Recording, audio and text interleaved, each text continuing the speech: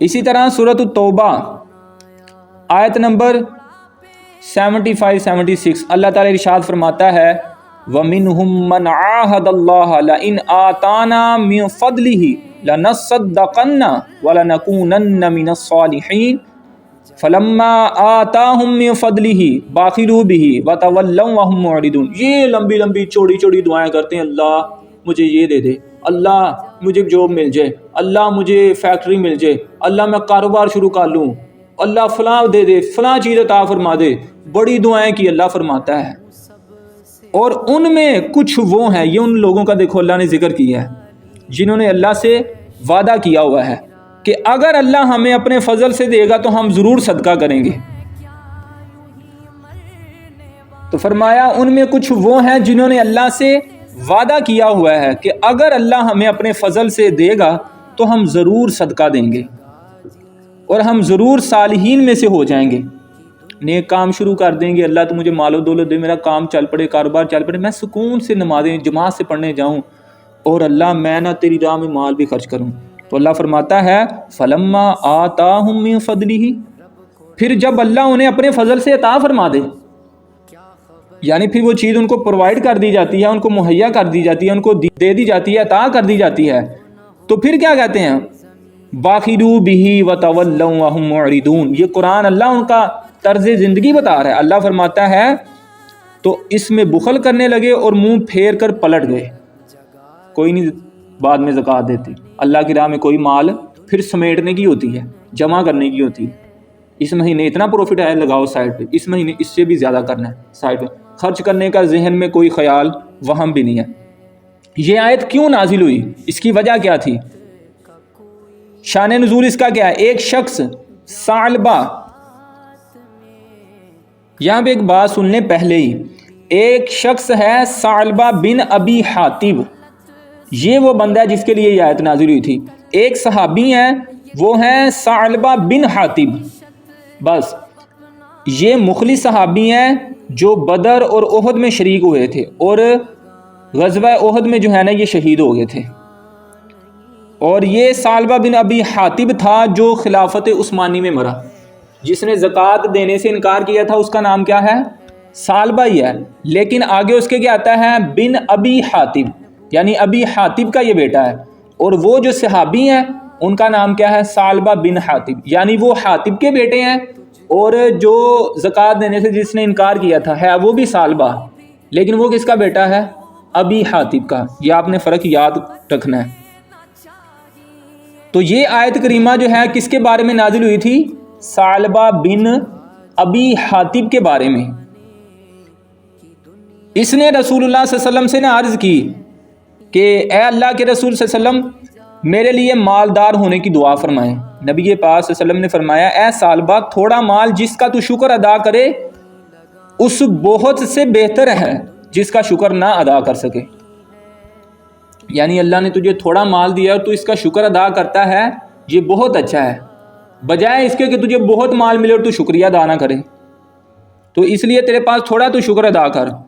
اس نے دوبارہ پھر جو ہے نا نبی پاک صلی اللہ علیہ وسلم سے یہی کہا کہ آپ میرے لیے دعا کریں، اور میں قسم کھاتا ہوں جس نے آپ کو سچا نبی بنا کر بھیجا ہے. دیکھیں اس نے قسم کھا لی تھی، اگر وہ مجھے مال دے گا، یعنی اللہ مجھ پر فضل کر دے گا، مجھے مال دے گا، تو میں ہر حق والے کا حق ادا کروں گا، میں اللہ کی راہ میں مال خرچ کروں گا. نبی کریم صلی اللہ علیہ وسلم نے دعا فرما دی. اللہ تعالیٰ نے اس کی بکریوں میں برکت فرمائی اور اتنی بڑی کہ مدینہ میں ان کی گنجائش نہ ہوئی. یعنی اللہ تعالیٰ نے اتنا پھر کثرت اس کو عطا فرما دی کہ مدینے میں جگہ ہی نہیں تھی کہ وہ بکریاں رکھ سکیں. اتنی زیادہ بکریاں اللہ تعالیٰ نے اس کو عطا فرما دی تھی. تو ثعلبہ ان کو لے کر نہ جنگل میں چلا گیا اور نماز جمعہ اور جماعت کی حاضری سے نہ محروم ہونے لگا کیونکہ کام بڑھ گیا تھا زیادہ. نبی کریم صلی اللہ علیہ وسلم نے اس کا حال پوچھا تو صحابہ کرام نے عرض کیا یا رسول اللہ صلی اللہ علیہ وسلم اس کا مال بہت کثیر ہو گیا ہے اور اب جنگل میں بھی اس کے مال کی جگہ نہیں رہی. یعنی نبی پاک صلی اللہ علیہ وسلم کی دعا کی اتنی برکت ہوئی کہ پہلے تو وہ شہر میں جس میں رہتا تھا وہاں پر جگہ کم پڑی، پھر جنگل میں چلا گیا، جنگل میں بھی جگہ کم پڑ گئی. اتنا اللہ تعالیٰ نے اس کے مال میں برکت کو عطا فرما دیا. لیکن اتنی کثرت کے ساتھ ساتھ صحابہ نے عرض کیا یا رسول اللہ صلی اللہ علیہ وسلم وہ نماز جمعہ اور جماعت سے ہاتھ دھو بیٹھے ہیں، اب جماعت سے نماز پڑھنے نہیں آتے، تو نبی کریم صلی اللہ علیہ وسلم نے فرمایا کہ سالبہ پر افسوس ہے۔ اب دیکھیں اللہ کے نبی مال کی کثرت پہ خوش نہیں ہوئے بلکہ اس پہ ناراض ہوئے ہیں۔ کیوں؟ اس نے کیا چھوڑ دیا؟ جمعے کی نماز چھوڑ دی ہے اس نے مال کی وجہ سے۔ کئی لوگ کہتے ہیں کاروبار بڑا ہے، کیا کریں، ٹائم نہیں ملتا، اللہ یہ نہ کہیں کہ ٹائم نہیں ملتا، یہ کہیں کہ اب اللہ ہمیں توفیق نہیں دے رہا، ہم نے نماز کو ہلکا سمجھ لیا تھا کہ خیر کوئی بات نہیں، کاروبار کو زیادہ اہمیت دے دی۔ تو نبی کریم صلی اللہ علیہ وآلہ وسلم نے زکوٰۃ کے وصول کرنے والے بھیجے تو لوگوں نے انہیں اپنے اپنے صدقات دیے۔ جب سالبہ سے جا کر انہوں نے صدقہ مانگا نا، اس نے کہا یہ تو ٹیکس ہو گیا، جاؤ میں پہلے سوچ لوں بعد میں دوں گا۔ یہ کیا بات ہوئی، میں کیوں پیسے دوں؟ اچھا۔ جب یہ لوگ نبی کریم صلی اللہ علیہ وسلم کی خدمت میں واپس آئے تو آپ صلی اللہ تعالی علیہ وآلہ وسلم نے ان کے کچھ عرض کرنے سے قبل ہی 2 مرتبہ فرمایا۔ اچھا ابھی صحابہ آئے ہیں اور انہوں نے بھی بتایا نہیں ہے کہ سالبہ نے کیا کہا ہے، اس سے پہلے ہی میرے اور آپ کے آقا صلی اللہ علیہ وسلم نے فرمایا سالبہ پر افسوس ہے۔ 2 بار نبی پاک صلی اللہ علیہ وسلم نے فرمایا کیا؟ سالبہ پر افسوس ہے۔ اس کے بعد یہ آیت کریمہ نازل ہو گئی تو فوراً جو ہے نا سالبہ صدقہ لے کر نبی پاک صلی اللہ علیہ وسلم کے پاس آ گیا، یا رسول اللہ میں حاضر آ گیا ہوں۔ نبی پاک صلی اللہ علیہ وسلم نے فرمایا کہ اللہ تعالیٰ نے مجھے اس کے قبول کرنے سے منع فرما دیا ہے۔ وہ اپنے سر پر خاک ڈال کر واپس ہوا، پھر اس کا صدقہ جو ہے نا حضرت ابو بکر صدیق کے دور میں وہ پھر لے کر آیا تو حضرت ابو بکر نے قبول نہیں فرمایا۔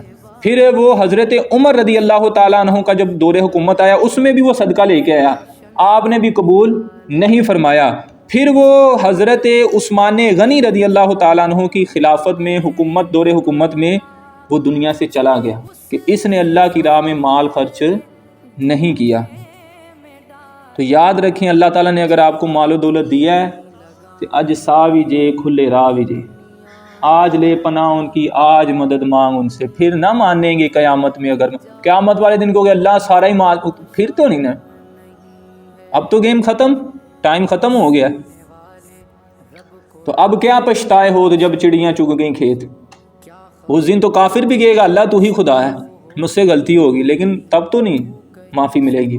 اس لیے اپنے مال سے اتنا پیار نہ کریں کہ اللہ اور اس کے رسول کی بارگاہ میں خرچ کرنے کو ہی بھول جائیں، بلکہ اس مال سے پیار کریں جو آپ نے اللہ اور اس کے رسول کے حکم پر دے دیا، کیونکہ وہ مال اللہ اور اس کے رسول کے کہنے کے مطابق آپ نے خرچ کیا ہے۔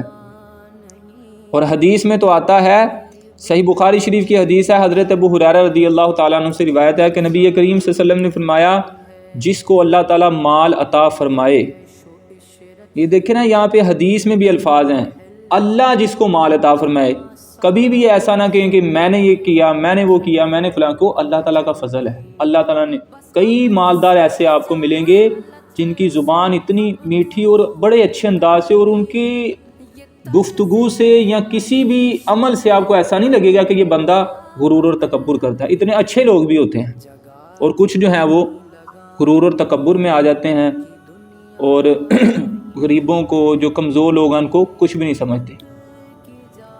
تو دعا مانگا کریں اللہ تعالیٰ ہمیں ایسا مال عطا فرما کہ پھر وہ مال ہم تیری راہ میں خرچ کرنے والے بھی بنیں، عاجزی والے بھی ہم رہیں، غرور اور تکبر میں نہ آئیں۔